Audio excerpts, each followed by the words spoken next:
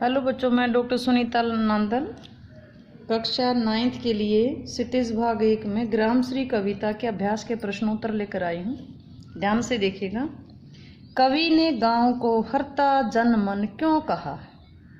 हरता हरने वाला, जन लोगों के, मन को। गांव है वो लोगों के मन को हरने वाला क्यों कहा गया है? कवि ने गांव को हरता जन मन अर्थात प्रत्येक व्यक्ति के मन को हरने वाला या आकृष्ट करने वाला कहा है, क्योंकि गांव की प्राकृतिक छटा अत्यंत मनमोहक है, अत्यधिक मनमोहक है। गांव को हरता जन मन क्यों कहा गया? क्योंकि गांव की प्राकृतिक छटा बहुत सुंदर है, मन को मोहने वाली है। वह मरकत के खुले डिब्बे के समान सुंदर है। मरकत क्या था? मरकत था पन्ना, जो हीरा और पन्ना रत्न है उनके खुले डिब्बे, जैसे हीरा और पन्ना जो रत्न है उसमें रखे हुए हों और वो डिब्बा खुला हुआ हो, यानी कि जगमगा रहा हो। वह मरकत के खुले डिब्बे के समान सुंदर है। क्या? गांव। उस पर नीले आकाश के आच्छादित होने से, यानी गांव मरकत के डिब्बे के समान सुंदर है और उसके ऊपर छाया हुआ नीला आकाश, उसके ऊपर जो नीला आकाश छाया हुआ है उससे उसकी सुंदरता और भी बढ़ जाती है। वहाँ का वातावरण अत्यंत शांत है, अत्यंत सुंदर है, स्निग्ध है। फिर देखिएगा, कवि ने गांव को हरता जनमन इसलिए कहा है क्योंकि प्रत्येक व्यक्ति के मन को हरने वाला कहा है। किसको? गांव को। गांव प्रत्येक व्यक्ति के इन लोगों के मन को हरने वाला कहा है, क्योंकि गांव की प्राकृतिक शोभा अत्यधिक मनमोहक है। वह मरकत के डिब्बे के समान सुंदर। एक ही बात आई है, मरकत के डिब्बे के समान खुला हुआ सुंदर है। उस पर छाया हुआ नीला आकाश, यानी कि नीले तो नीचे तो क्या है?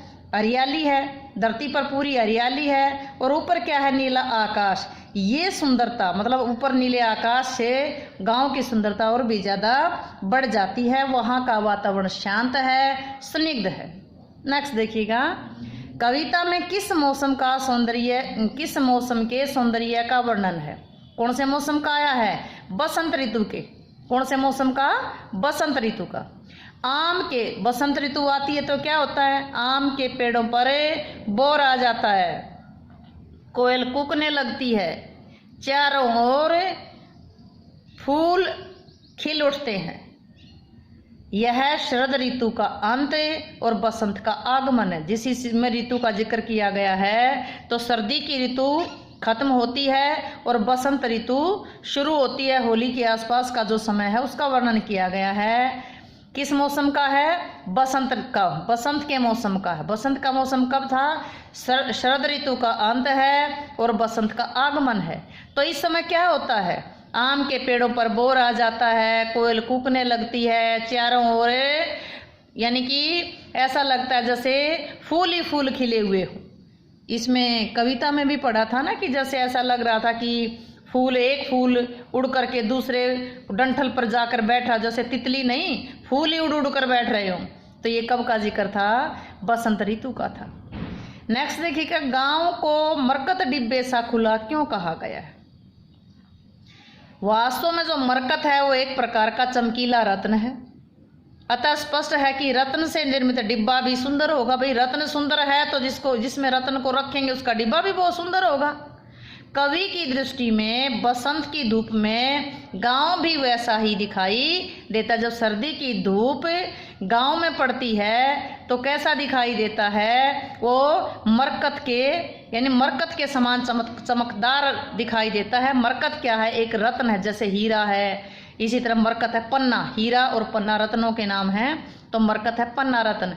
यानी कि जो सारे गांव पर जब धूप पड़ती है, कौन सी धूप? सर्दी की जब धूप पड़ती है तो गांव चमकने लगता है। कैसे चमकता है? पन्ना रत्न के समान चमकने लगता है। इसलिए कवि ने उसे मरकत डिब्बे सा खुला का। मरकत क्या है? पन्ना का, यानी पन्ना रत्न का खुला हुआ डिब्बा। समझ आया? आगे चलते हैं। अरहर और सनई के खेत कवि को कैसे दिखाई देते हैं? अरहर और सनई के खेत कवि को सोने की किंकनियाँ क्या है? घुंघरियाँ। ये घुंघरियाँ यहाँ किसके लिए आता है? जो अरहर और सनई के जो पौधे हैं उनके ऊपर फलियां लगी हुई हैं और फलियां पककर तैयार हैं तो झुनझुने की तरह बजती हैं, घुंघरियों की तरह बजती हैं। तो अरहर और सनई के खेत कवि को सोने की किंकिनियों के समान सुंदर दिखाई देते हैं। नेक्स्ट देखिएगा, भाव स्पष्ट कीजिए। बालू के सांपों से अंकित गंगा की सतरंगी रेती, बालू के सांपों से अंकित गंगा की सतरंगी रेती। भाव स्पष्ट कीजिए। इन पंक्तियों में कवि ने गंगा के किनारे, गंगा नदी के किनारे फैली प्राकृतिक सुषमा का अत्यंत मनोरम चित्रण किया है। मनोरम होता है सुंदर लगने वाला, प्राकृतिक सुंदरता का। गंगा के किनारे पर फैली रेत में चमकते कणों के कारण ही कवि ने उसे सतरंगी रेत कहा है। गंगा के किनारे जो रेत है उस पर जब धूप पड़ती है तो वो सतरंगी दिखाई देती है। इसी प्रकार रेत पर जब हवा का या पानी के बहाव के निशान बन जाते हैं, जब वो निशान देखते हैं तो कैसे लगते हैं, जैसे सांपों की लहरों के समान, यूं टेढ़े मेढ़े सांप की लहर जैसे कहीं ऊंचे कहीं नीचे दिखाई देते हैं। इन पंक्तियों में कवि ने गंगा के किनारे पर फैली प्राकृतिक सुषमा का अत्यंत सुंदर मनोहर चित्रण किया है। गंगा के किनारे पर फैली रेत में चमकते कणों के कारण कवि ने उसको सतरंगी रेत कहा है। गंगा के किनारे जो हवा से रेत में निशान बने हैं वो कैसे लगते हैं, वो जो लहरें कैसी लगती है, जैसे ऐसे लगते जैसे सांपों से बनी हुई हो। जैसे सांप निकल जाता है तो उसका जो निशान रह जाता है तो रेत में उस सांप के निकलने जैसे निशान बने हुए। अगला देखिए, हंसमुख हरियाली हिम आतप सुख से अलसाए से सोए। क्या कहता है कवि? इन पंक्तियों में कवि ने ग्रामीण अंचल में फैली हुई हरियाली की सुंदरता का उल्लेख किया है। इन पंक्तियों में कवि ने ग्रामीण अंचल में फैली हरियाली का वर्णन किया है। कवि को वहाँ की हरियाली कैसी लगती है? हंसती हुई लगती है। पद्यांश में पढ़ा था, कवि को वहाँ की हरियाली कैसी लगती है? हंसती हुई लगती है। और सर्दी की धूप में सुख का अनुभव करती हुई, जैसे वो आलस्य में भर करके सो जाती है। कैसी लगती है वो हरियाली? जैसे सर्दी की धूप में सुख का अनुभव करती, उसे आलस्य आ गया और वो सो गई। कहने का अर्थ ये है कि कवि ने हरियाली का मानवीकरण करके उसके सौंदर्य को अत्यंत आकर्षक रूप में प्रस्तुत किया है। इसमें ग्रामीण अंचल में फैली हरियाली का वर्णन हुआ है। कवि को वह हरियाली कैसी लगती है? जैसे सर्दी की धूप में सुख के कारण आलस्य में भरकर सो रही हो। कहने का मतलब ये है कि हरियाली का मानवीकरण करके उसके सौंदर्य को अत्यंत मन आकर्षक रूप प्रस्तुत किया है। इन पंक्तियों में अलंकार बताइए। तिनकों से हरे हरे तन पर हिले हरित रुधिर रहा झलक रहा। हरे हरे में 2 बार आया है इसलिए पुनरुक्ति प्रकाश अलंकार है। हिले हरित रुधिर, हिले हरित में है वर्ण है इसलिए अनुप्रास अलंकार है। हरित रुधिर, हरित रुधिर होता है खून, हरित होता है हरे रंग का, क्योंकि पौधे हरे रंग के हैं, पौधों में हरियाली है तो हरे रंग का है।